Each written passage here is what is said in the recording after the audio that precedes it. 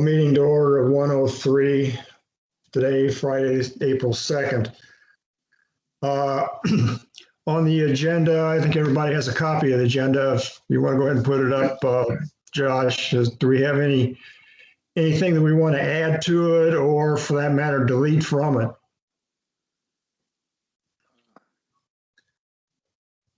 I have no problem with the agenda as written. Okay. Much of it is background information, or just to review and catch up with what we've had to do and where it's at. And there's a limitation to the substantive part of this meeting. We're still kind of in a getting going kind of mode. Okay, we'll continue on after the agenda. The minutes, excuse me, anybody have any questions, comments, or additions, deletions, whatever from the minutes? The minutes are not very long. Nope. It's not me. Everything we covered. Okay. All right, then I'll continue on from the minutes. And I know, Greg, you're on here. If you're listening, you want to make comments, public comments. Well, I made a note to make sure that at the end of the meeting, if you're still with us, to give you the opportunity for any questions. But you're the only public, other than, I guess Josh should be public as well. Any public comments? Okay, I'm going to understand that there are no public comments. Okay, on the agenda, under the unfinished part, the first item is the status of the bylaws referendum. That's not really unfinished business for us. We don't have any, did not have any business going into it, and we have no current business involving it right now. It's just to comment that the referendum is effectively in process. The intention is for the mailing of the referendum ballots to be accomplished by a week from today, with counting to be May 13th and the ballot deadline to be May 13th and the counting to be May 14th. And that's, of course, the proposed amendment to the bylaws that would change the capital expenditure from a 20% of the fiscal year annual charges to a flat $1 million. So another, I guess it's about 6 weeks from now, approximately, we're going to know the results of that referendum, and we'll be getting, members of the association are going to be getting their ballots here in the next week, maybe even a week, less than a week, or certainly plus or minus a week from today. And that's just kind of for all of us to be on the same page kind of situation. All right, the next two items can be taken together, and that's our requests to the board for FO2, FO3, FO4, as well as M05 and M07. FO2 is the budget development, FO3 is the reserves, FO4 is the annual charge delinquencies resolution. We've reported back through our liaison that each of those resolutions have something in them, or more than one part of the resolution that is either not being followed or is perhaps in need of some form of review. In the case of the M05 and M07, M05 has to do with animal control, and I should go back and say for each of these 5 resolutions, they're board responsibilities. They either set board policy or they set in motion operations, actions that the board has specified as how they're to happen, or a combination of both. So they're board responsibility. That doesn't mean that the board or a board member has to sit down themselves and figure out what has to be done, or say, well, really nothing has to be done. It can be farmed out. The F-type resolution items could easily go to budget and finance or perhaps other committees for participation or comment. And on the M05, it's essentially something for the police department. The police chief, when this resolution was revised from the old type to the new type, and it's now 2010 when that was done, wanted to make sure that the association could bill a member whose dog had to be taken into custody because it was running loose or for whatever reason. And the police department had not been able to turn it over to the animal control people at the county level, where the responsibility really lies for animal control. And on M07, that deals with bulkheads and waterways, and particularly it sets the responsibility of a bulkhead owner when it's their time for there to be a replacement or whatever interim repair may be necessary. In both cases, those resolutions set board policy.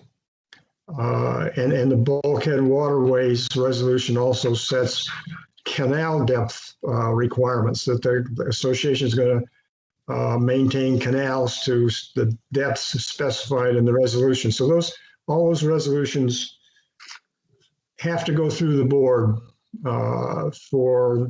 they have to go through the board for any amendment, that's for sure, but they have to go through the board for a determination what's in them. And to change policy, to change procedures, whatever. We don't have any feedback yet. And I'm going to have to resume that to make sure it's understood that we are in fact communicating our request for review, as well as identify what reasons we think there is a specific review necessary for a particular resolution. And it's important to be doing that kind of thing and to keep the resolutions up to date, so we don't wind up with a book full of resolutions with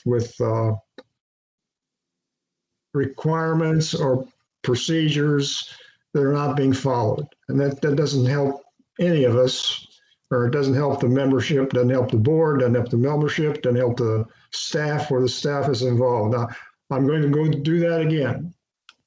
And we're going to have to see what we see when we get to our next meeting. We're not making any progress on these, and they can't continue. I'm going to make one more run at getting some indication that it's recognized that that these resolutions need to be reviewed, and we need to know what's going to happen with them. Right? Hey, Jim. I've been talking here, so let me open it up for additional comments, questions, whatever. Hey, Jim. Yeah. Is it possible, because the board is doing a general resolution review, that they're just lumping these in with that review? Okay, the board, if you're talking about the work group, right? The board's not really doing a resolutions review. The work group that I'm a member of is for bylaws, strictly bylaws. And I'll make that a little more clear here in a couple of minutes when we get down the agenda. But it's strictly bylaws. If there is a confusion there, and there may be, I'm going to have to make sure it is understood that it's not the work group. We're not looking to the work group for resolutions action. However, the board wants to approach these 5 resolutions, that's up to the board. As I said, they can easily be parceled out to specific committees for their look at and input before the board actually, a member or members of the board actually take a look at. But it is not the work, it's not the bylaws work group that's involved with the resolutions. Now, there may be a resolution context in some cases, but not a direct review of a resolution or resolutions. Jim? Was somebody else? Yeah, I had a question, Jim. Sure. Have we heard anything back from the board liaison as to the status of them since you wrote your letter to her last month? Not yet. Okay. That's It was pretty detailed. That's why I asked.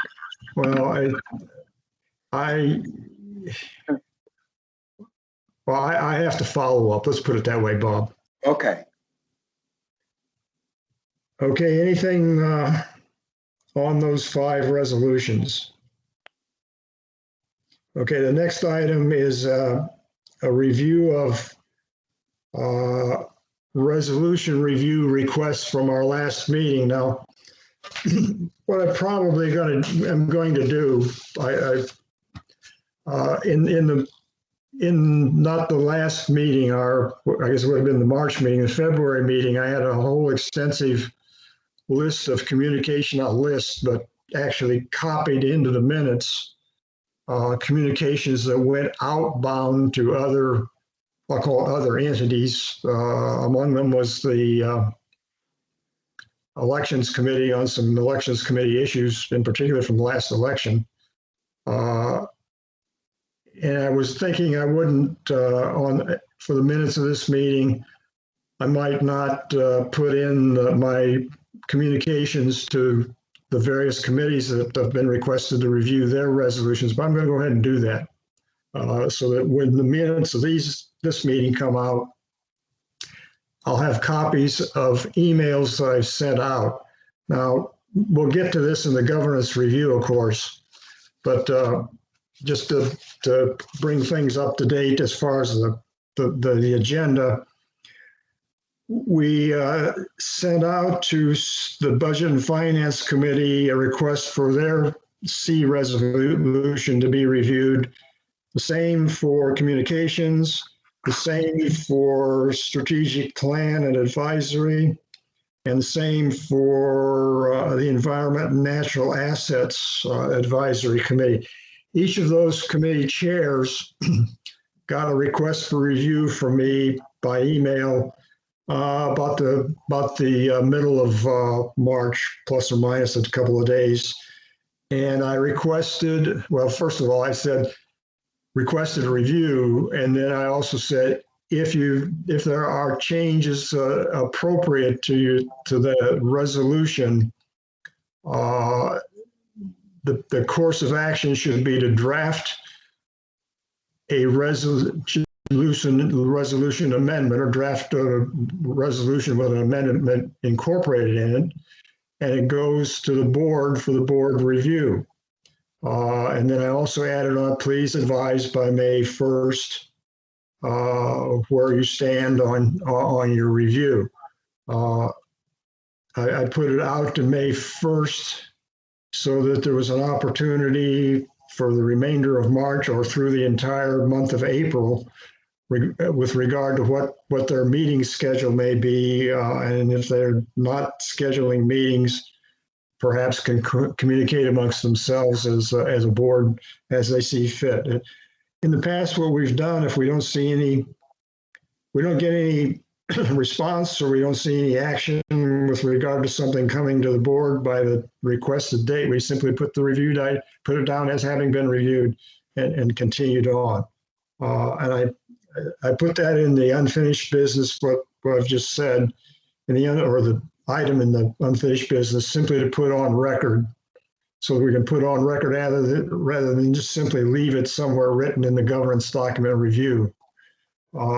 that action has been taken. That's the intent of that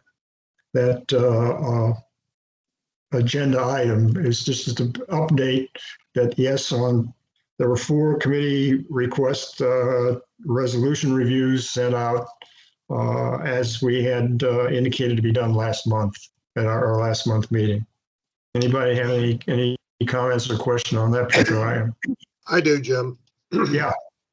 Would it be more appropriate for our board liaison to be the one to tell us to assume that the reviews have been conducted?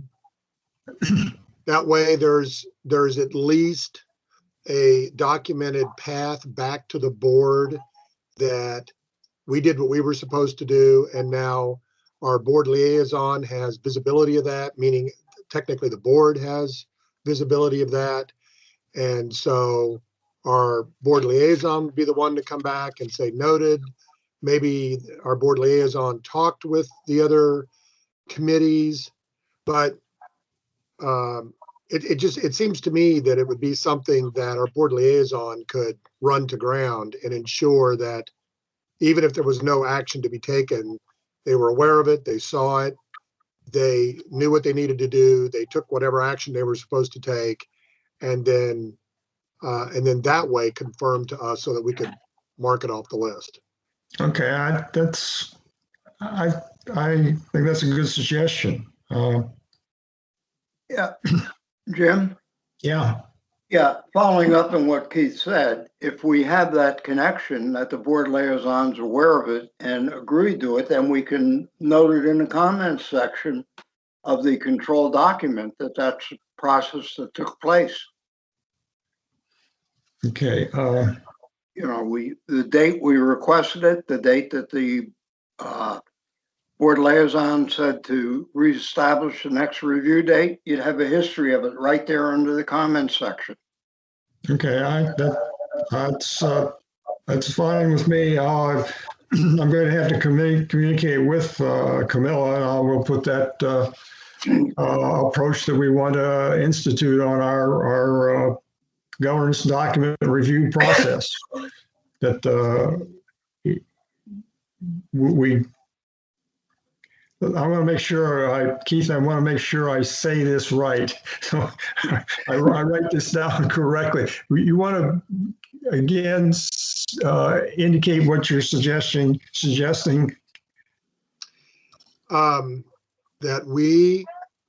That our committee is requesting our board liaison confirm to us the appropriateness of considering these reviews complete or not. Okay. In other words, what we would do, we would advise her of the status of that review or lack of information, et cetera. And I'm trying to say something other than get her permission.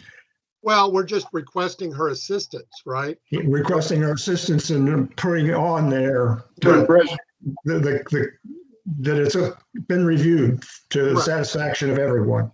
Okay. Right. Okay. Give me a second here to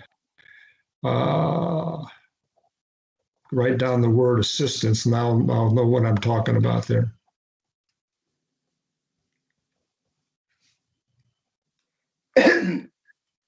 Okay. Yeah, we have the whole procedure outlined, how to change it. So the only thing we could add to our procedure is the closure of that once the board liaison agrees to it. Yeah. Okay. I think that's a good approach to it, and I'll communicate that. Okay. If we got nothing further on unfinished business, let's go on to the work group situation, and let me get some papers over here. I'm going to back up a little bit to perhaps last meeting. It goes back to December board meeting. I'm pretty sure it was December. I don't have my notes for that in front of me, but I guess it goes back prior to our pandemic situation. in which I'm not sure that we how much detail we may have talked about bylaws review. Without going back and look at minutes, I think we did. But I know that at the, I'm not sure if it was November now of last year, at the Executive Council meeting, which is a meeting of all the committee chairs with the president of the board of directors, and at that particular meeting, there were 2 or 3 other directors there as well. I think the president and perhaps the secretary are designated as members of the executive council, but it doesn't make any difference. The president and 2 or 3 other directors were there as well. Each committee chair has opportunity to talk about what the committee's been doing, plans to do, that sort of thing. And of course, last fall, there was not a whole lot of activity going on at that particular time at the committee level for any of the committees.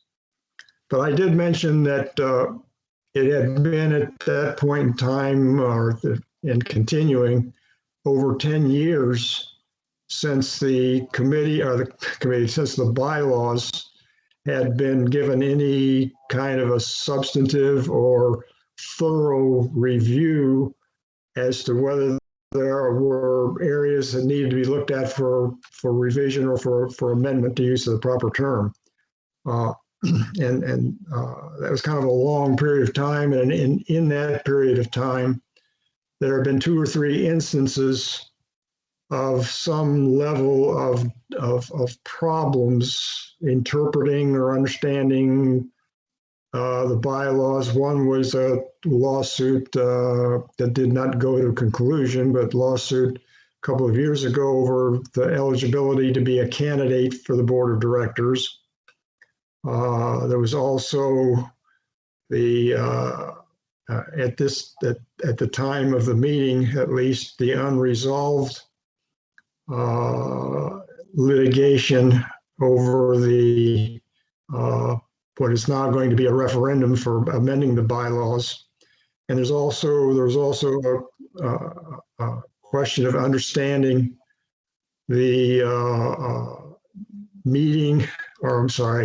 action without meeting provision in the bylaws, but for the board, where the board can act as if it was in a meeting, but not actually literally meeting. Not meeting but in person, or not meeting virtually. There was some misunderstanding. That issue had been talked about at our committee on more than one occasion, and I think probably had gotten straightened out, let's put it that way. But at any rate, following that, the next month or 2 after that meeting, the question of a bylaws review was brought before the board. And the result of that is that the work group to review the bylaws and make recommendations was created. And that work group is headed by Doug Parks, another board member on the committee is Camilla Rogers. Also on the committee is Jennifer Cropper-Rhines, who is a member of the associations committee, and the 4th member is myself. Now that work group is oriented toward the bylaws and whether the bylaws provisions meet our requirements, or is there a requirement for a revision or a section, any section, to be amended. Excuse me. Now, what was sent is a summary. It says summary for consideration of bylaws changes as of March 4th. That work group has made its way through the first 5 sections of the bylaws. And the approach is intended to be that this work group comes up with, I'm going to call them recommendations for lack of any other word, recommendations where sections should be looked at for amendments, along with some description of what should be amended, why it should be amended, but not necessarily, in fact, in all likelihood, not exact language to be created by the work group for a bylaws amendment. Now, there may be some suggested or recommended language to be inserted, but then an amendment would also have to move things around as may be necessary to accommodate a recommended change. Now, what it would be expected to come from that work group and what you have in that summary is not something substantive for us to be looking at today and considering step by step each section that's on that summary. That summary is subject to being revised on Monday when the next work group meeting is going to be held. It's going to be held, should be held Monday morning at 10 o'clock, also a Microsoft Teams meeting. And I expect that what you have before you is going to undergo some changes. For whatever reason, some of the things that were, in fact, I'll say agreed upon at the last meeting did not get into this, but that's kind of neither here nor there for right now. We expect as a committee to get input from that work group for us to begin working on, and we will be able to formulate the amendments themselves, go back to the work group where we think it necessary to straighten out, if I can put it that way, difference approach, difference of opinion, whatever may be the differences, and make sure that it's between ourselves and the work group, we're all headed in the same direction. And that direction will be to go to the board with a proposed revision of the bylaws. And it would be, in effect, a comprehensive revision of the bylaws, not necessarily every section having a change in it, no, but it'd be more than simply 1 or 2 or 3 amendments to the bylaws here and there where we've had problems. Well, let's solve the problem and then go on and not worry about other possible places where the bylaws can better serve the association. The soft target that Doug has reported to the board is to have a proposed revision to the bylaws submitted to the membership by referendum. It has to be by membership approval through a referendum.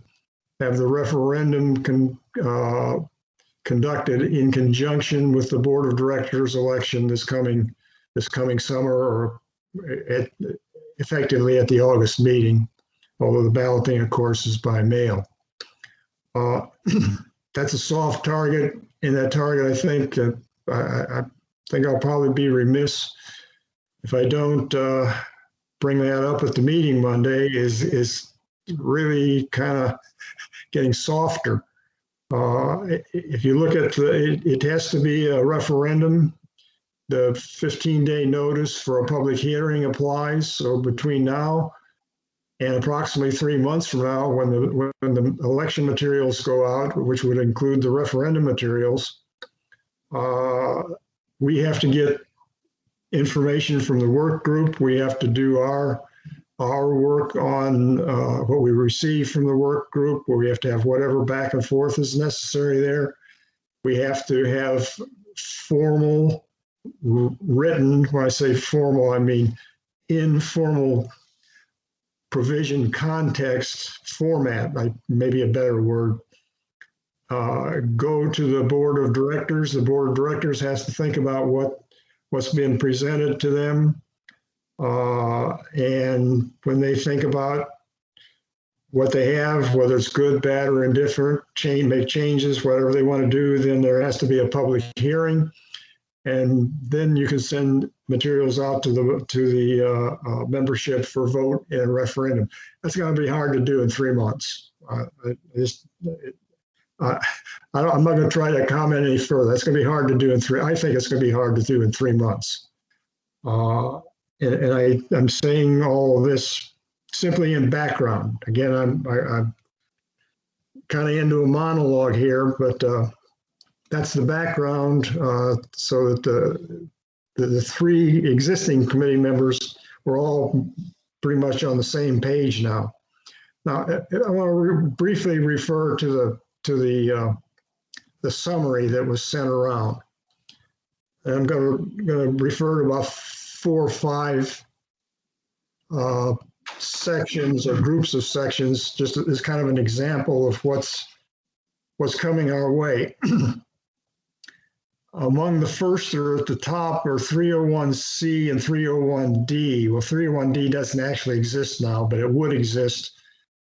That one refers to the litigation that involved eligibility to be a member, or not a member, a candidate for the board of directors. And when the cutoff came for eligibility by virtue of paying the annual charges, that's where the vagueness of the interpretation or the vagueness of the bylaws may have come in that led to that part of the litigation. It clarifies that the eligibility to vote by virtue of paying the annual charge is not 35 days before the count of the ballots. It's as of the 15th of May, which is what's really stated in the bylaws. Another one is the 403 through 407 references in the middle of the first page. First of all, and Bob has separately pointed this out, where it says 407B 1, 2, and 3, it's actually 407C 1, 2, and 3. What's at stake in those, or what's involved in those provisions, particularly the 407's C 1, 2, and 3, is the term in the bylaws where it says maximum number of votes that can be cast. That was not an issue in the referendum that's now in process, but it is a hanging thread from it, because questions have been raised as to just what does that mean? And it's not clearly or correctly, if I can say it that way, addressed in the summary that you have, but I think I can say without fear of being wrong that when we do get a formal input on these issues from the work group, it's not expected that the bylaws continue to read maximum number of votes that can be cast. Those words will change in some manner to make it clear. The difference of interpretation is, does that mean does the maximum number of votes that can be cast mean those people who are eligible to vote when the petition is filed with the secretary, or does that mean the number of votes throughout the association which exists within the association without regard to whether there's any eligibility at any given time to cast a ballot? The current wording, I'm sure we're going to have to change it. And the context or the recommendation that comes from the work group we'll have to wait and see. You're kind of moving along. Again, I'm just kind of skipping along here, and I'm not. Again, it's not an intent to get into substance, but down at the bottom of the first page, 502B deals with the search committee. The search committee has been proven over it's been since 2008. It would have been the first effective election would have been 2009 after the approval of the 2008 bylaws. Search committee's been kind of a sometime thing since then. And there have been reasons for that are perhaps valid. Last year was the middle of the pandemic. That could easily have been a reason why no search committee was appointed. This year it's off to a slow start. I think it's supposed to be 5 members on the committee, and as far as I know, there's only 2. So the search committee is a questionable thing right now. And there are also even if a search committee is retained, there are some provisions in there that need to be looked at, like supposedly the application forms go back to the search committee. Well, that's kind of a sometimes yes and sometimes no kind of thing, and probably, and I say this without having anything in hand that I can wave to show, but I think probably that the search committee has been getting applications, and then the committee then turn them over to the secretary. Has probably not been happening. Maybe in a case or two, but as effectively probably not. What to do besides what the bylaws say now could very well be left for us to pursue in one manner or another. And I don't want to start getting in too much into substantive discussion, but what alternatives to having a search committee and proposing the alternative to the board could very well be left to us without a recommendation going any further than where it says no proposal at this point, as further discussion is required. Well, that further discussion might be us. Okay, on the next page, again, I want to wrap this up pretty quick because I'm not trying to get into substance. We have at 5.10, that's the informal action without a meeting provision. My name's used there. The work group, I'm sorry, has language, in particular language from the prior bylaws, which are much more clear than the current bylaws, as well as another way to approach that topic, to be able to make sure it's an understood way that the board has to conduct itself to comply with the code. 513H deals with a provision in the bylaws that appears to give the board the power to I'm not sure. Okay, let me get my bylaws out so we can specifically look at what we're doing.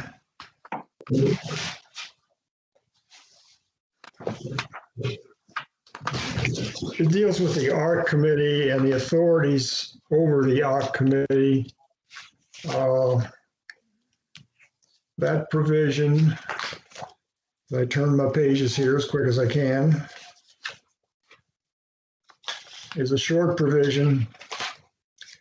The board may establish and enforce policies, including fees and procedures, for the Environmental Control Committee, parentheses, Architectural Review Committee. All of this section DRs use the term Environmental Control Committee sometime in the last 20, 30 years. the term Architectural Review Committee has been used in virtually all of the current documentation, including the guidelines themselves. The question pertains to the validity of the provision, as I'm going to skip over or just read the questionable parts, if I can say it that way. The board may establish policies and procedures for the Environmental Control Committee or Architectural Review Committee. The first 15 or so declarations of restrictions have a phrase in them or a provision in them that says that the decisions of the committee are final. And that has been a kind of firm cornerstone, certainly for as long as I've been here and had any involvement in governing documents or knowledge of governing documents. However, the next half a dozen, 6, 7, 8 section declarations and restrictions are different. And those are the DRs that were for sections created from about 1995 up through the most recent section. In those, the decisions of the committee are final includes a phrase, shall be final subject to an appeals process that is outlined in those DRs. So there is a difference between groups of sections, the two groups of sections, the early sections and the more recent sections. And as I said, the finality of the ARC committee's decision has been a pretty bedrock thing. There may be some situations when it's not really been that way, but that approach, I think, is pretty much ingrained in most people's thinking. Hey, Jim. Yeah. If the word, Josh, could you put that back up real quick? Yep. Thanks. So it says policies, fees, and procedures for. If instead of saying for, it said of. So may establish, enforce, including fees and procedures of. In other words, they would change the wording of H to be a supportive role of the ARC versus a domineering role of the ARC. So may establish and enforce, including fees and procedures of the Architectural Review Committee. Maybe that was the original intent and it's just a wording thing. It could be, and we probably can't go back. I do have a document that was prepared for the referendum of the 2008 bylaws, our current bylaws, and I don't know if that provision was mentioned in it or not. I can get that out and take a look at it to see if there's any evidence of the intent of what I'll call the drafters. But let me real quick get to the end of where I was going with this one. What we get from the work group may contain within it an authorization granted one way or another to go to the attorney, the association attorney, and communicate with him in a way that would establish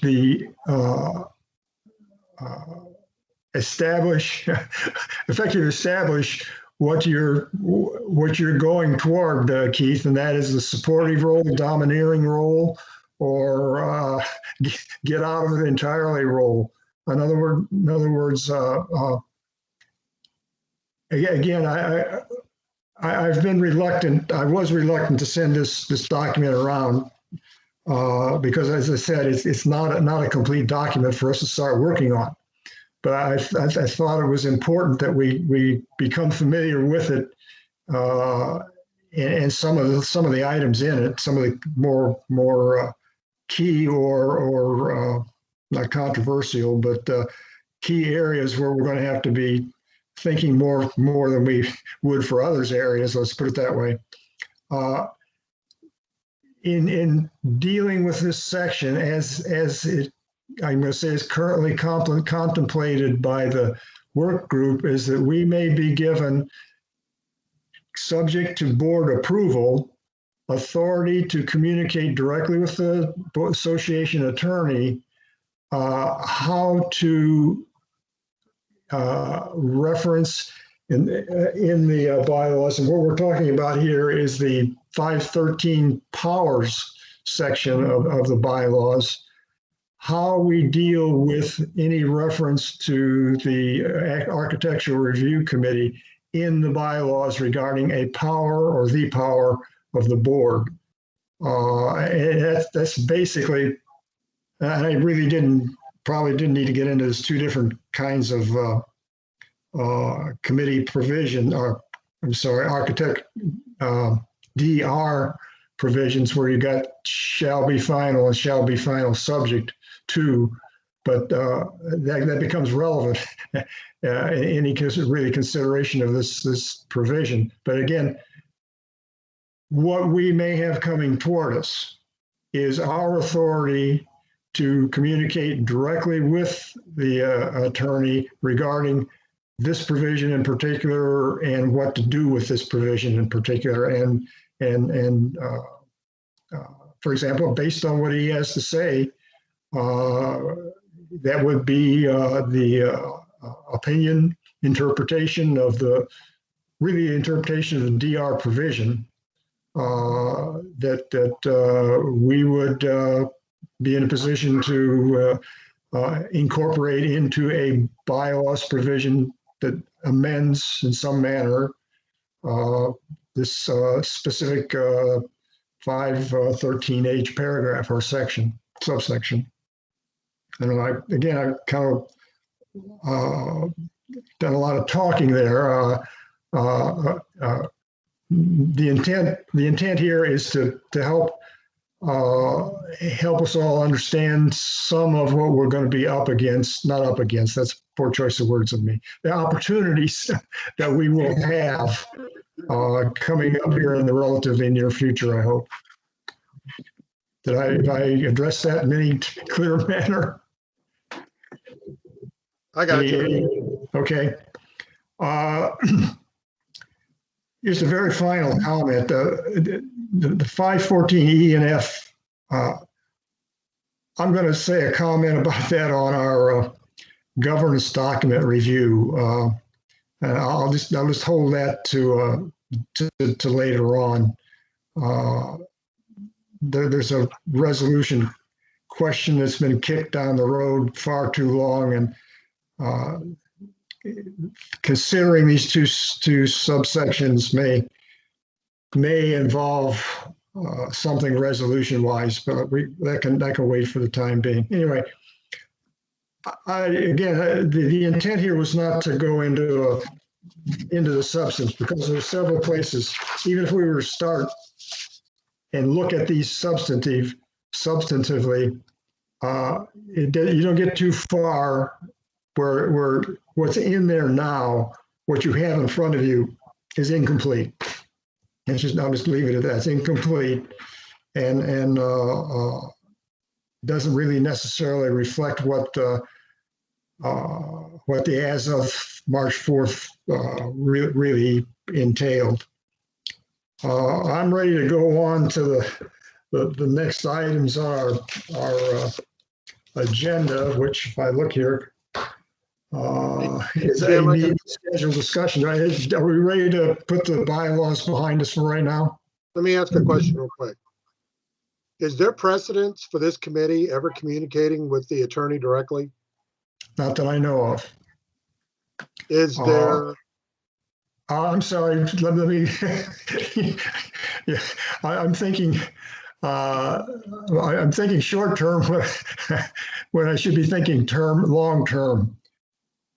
In 2012, 2013, this committee, of which I was a member and the chair, did go through the revision to the existing charter. The current, it's referred to as amendment and restatement of the charter, was drafted by this committee and not necessarily step by step through various portions of the process of coming up with the proposal that went to the board of directors. There was communications with the attorney. In particular, at that time, the communications with the attorney were arranged through the board liaison. Our board liaison at the time was Dave Stevens, who unfortunately is passed away approximately a year and a half or so ago. He was a board member for a couple of terms and liaison to the committee for several years. And in each case, all of our communications with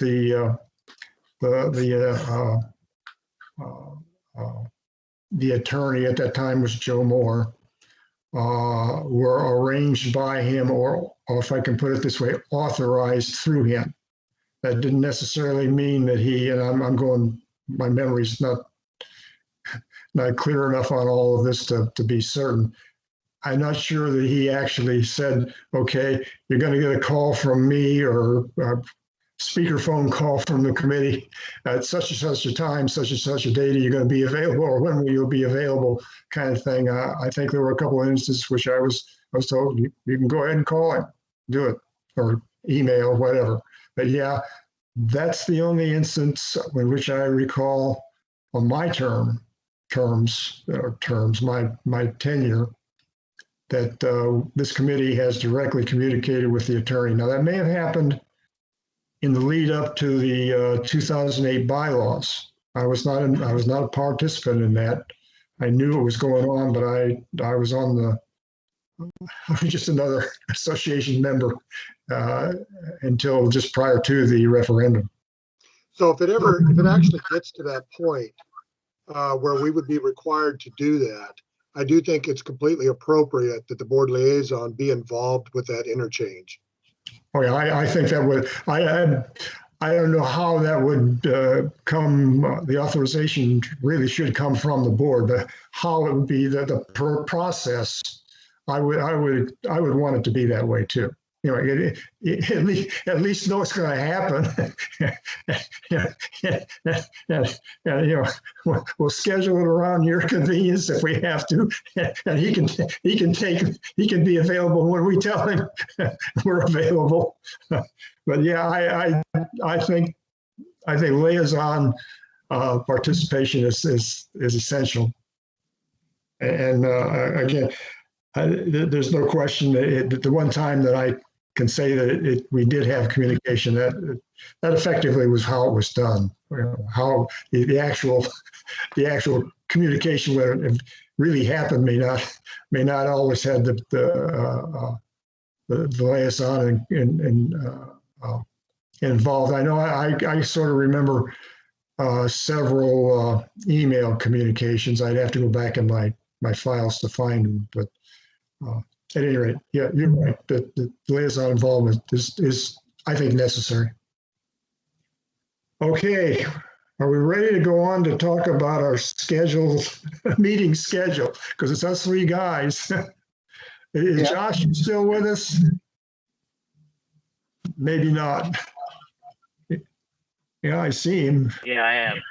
Okay, well, I'm going to owe you that input as to what was set out a year or so ago.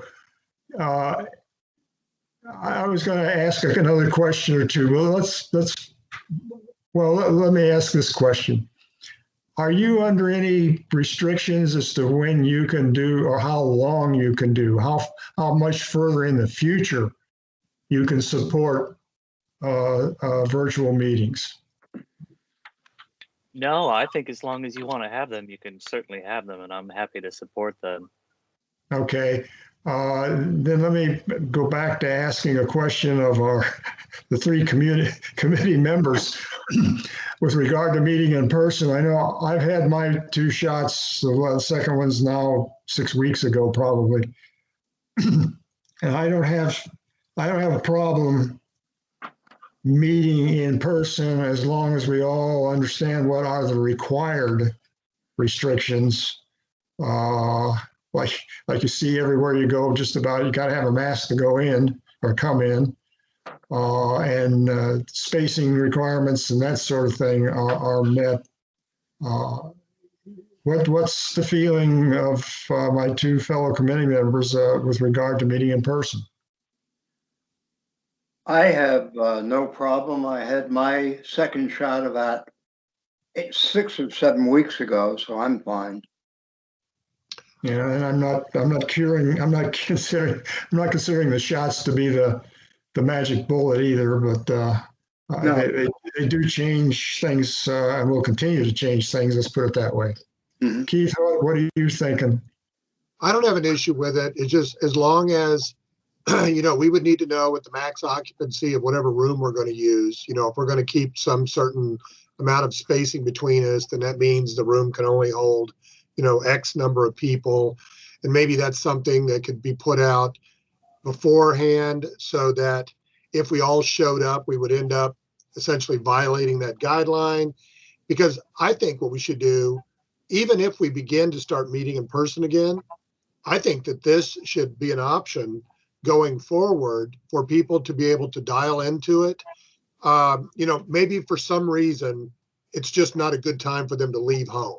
Maybe they've got a relative or somebody that they're caring for, but they could dial into the meeting, remotely. So I think that should always be an option, even if we start going back to face-to-face meetings, because I think, we're getting better and better at this. And it appears that the technology works and we're able to have discussions and move things forward. So I think it should be a hybrid approach, for the foreseeable future. Go ahead, Josh. We don't currently have that capability to do the hybrid approach. You could have someone use a phone device to call in, but you can't do a Teams and in-person meeting. We are doing that for the town hall on April 17th, but we're hiring a contractor to come in and provide that service. So we don't currently have the equipment to do both of this. We're looking into it and working on it, but also none of our neighbors do it. Ocean City, Worcester County, Salisbury, Berlin haven't yet cracked how to do hybrids. So right now it's either one or the other. So just keep that in mind. Why couldn't you just host the meeting from the room? You're gonna get terrible sound and okay video. The people at home may not be able to follow that well with just a laptop or something like that in a room. It's not the best setup. It's not ideal. Oh, I see. Yeah. One of our prospective members is not a full-time resident of Ocean Pines, so there is a likelihood that she would not be an in-person participant on a regular basis. Just to say that that's the possibility, if not the probability, that that would be one committee member going forward into the future who would have to participate remotely. And I've been in one or two, probably more than one or two. We've tried remote communication by the telephone communication speaker in the committee room a handful of times, and that can be done, and it can be done satisfactorily. Okay. I owe Josh, I owe you something quickly. to perhaps draw into consideration just what the meeting status situation is for community committees going forward. And I will endeavor to get that done, if not today or this evening. It'll certainly get done in the next couple of days. My schedule is flexible enough.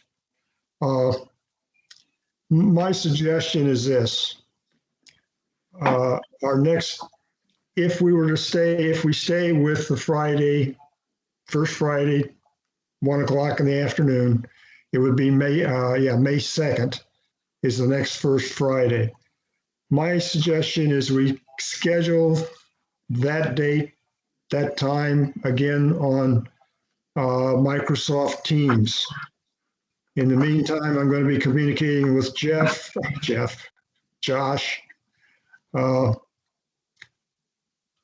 and perhaps something different comes along and different opportunities come along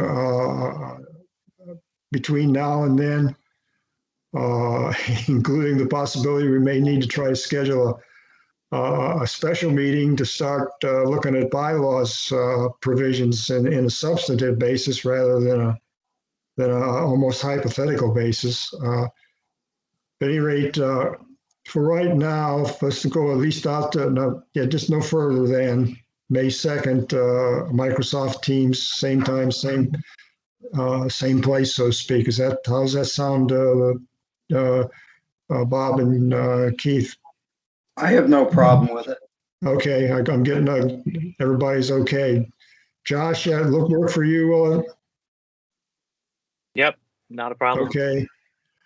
All right, guys, I don't have any other thing on the schedule.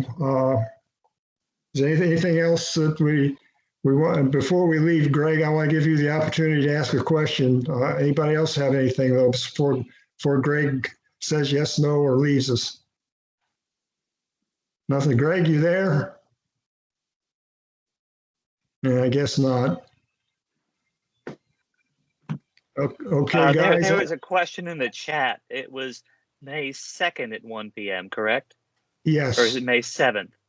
Second, yes. Laura is saying that's a Sunday. Yeah, there is no. Hang on a It second. has to be the 7th. All right, I'm crazy. It's a 7th. I don't know why Okay. I put down the 2nd. It's the 7th. Sorry about that, guys. 7th. Yeah. My hearing's you, so Laura. bad, I thought Good that's catch. what you said.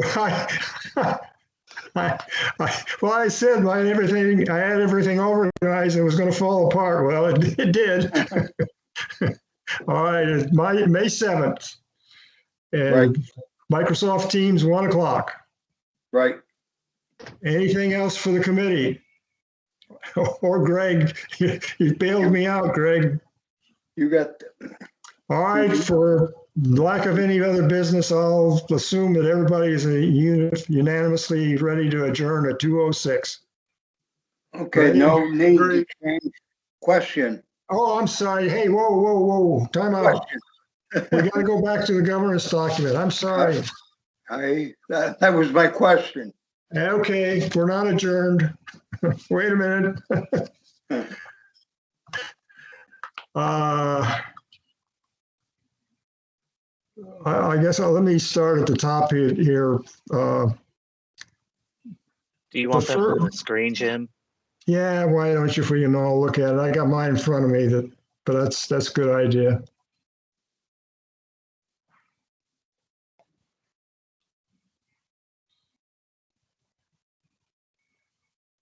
Boy, I almost blew that. Okay. Yeah, you're on page 2. Okay, there we go. Oh, hang on here, guys. Okay. All right. That's it. The book of resolutions is not due, PB01. I think what we decided last meeting on the B0, 2, 3, and 4, but we didn't make a note. Those are past due, but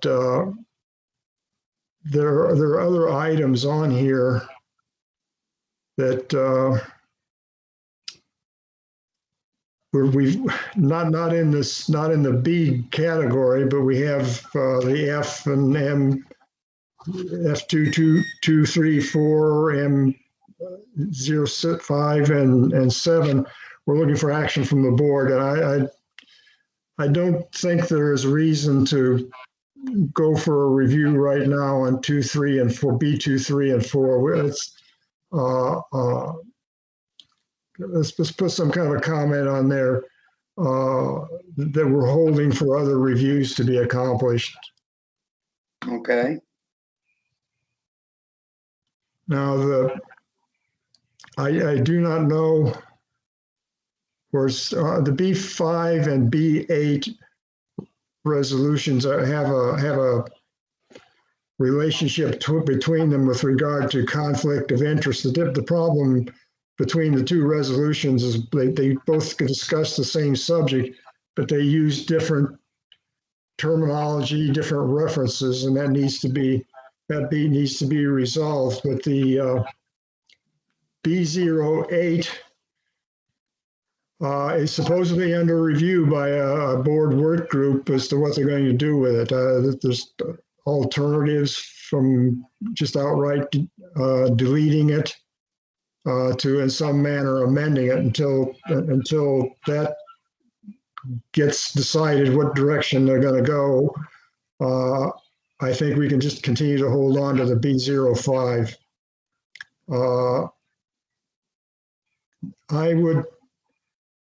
I have not on B07, that's the petitions resolution. I have not added that to a review request.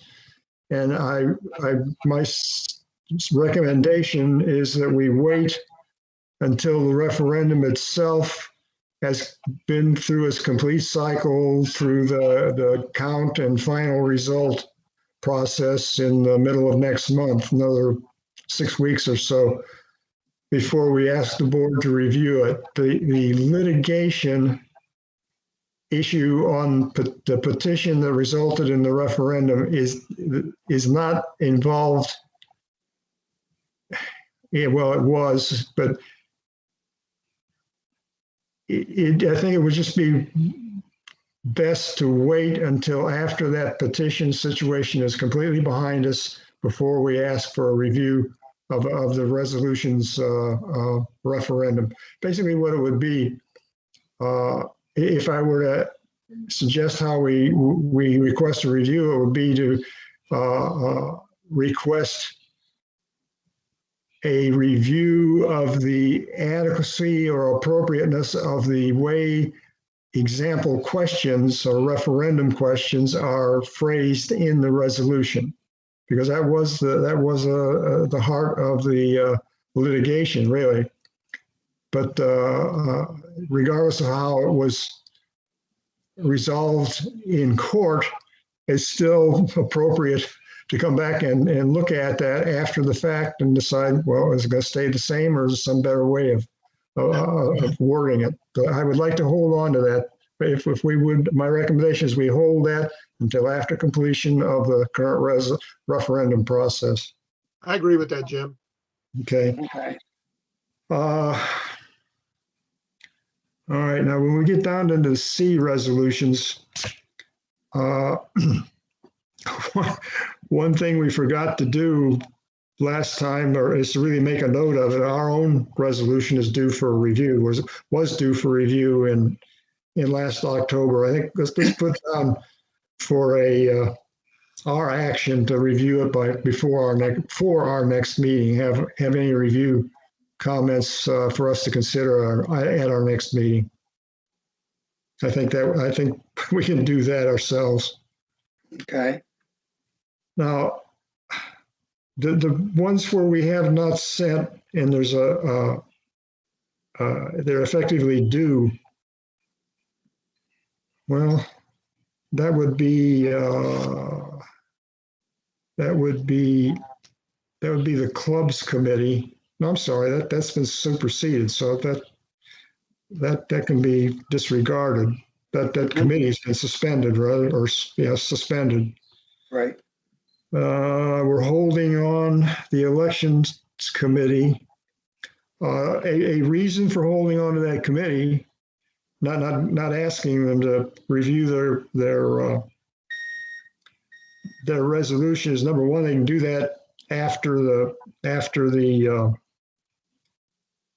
election and after the election in particular in August. And another reason right now is the possibility that we would be looking at in the bylaws provision on the search committee, looking at a way of incorporating that function, not called a election and search committee, but that function into the elections committee. And that's where the further discussion part of that comment on that summary sheet comes in.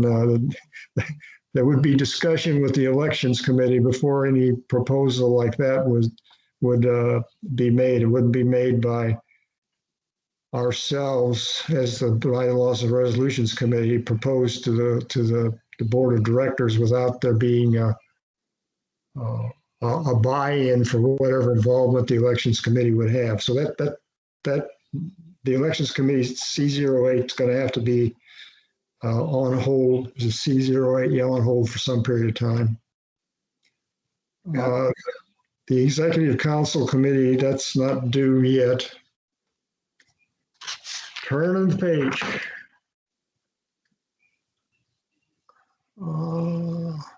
I missed one when I didn't turn the page. Recreation and Parks was also sent an email requesting, in fact, I've got it showing as sent in February. I'm not sure that was correct, but I've got it shown as sent. Bob, I'll confirm that in an email to you. Okay. Kind of a note that you can put in there. Aquatics, Josh, again, do you know if they're meeting?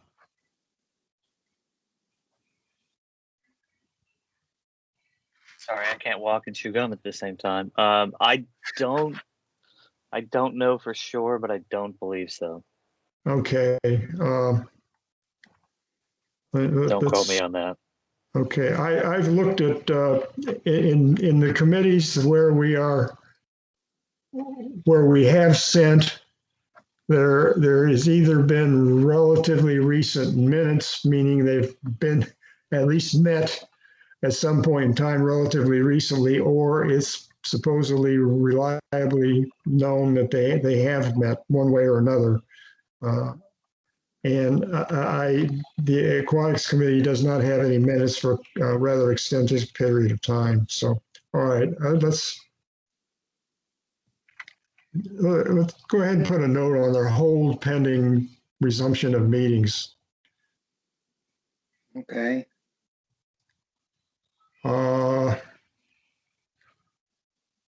F01 is overdue, and I'm not sure why that hasn't come up for consideration before now. I think because you had the board overloaded and Yeah, we just held off on that one. Yeah, let's just hold off. 2, 3, and 4 were what we've already talked about.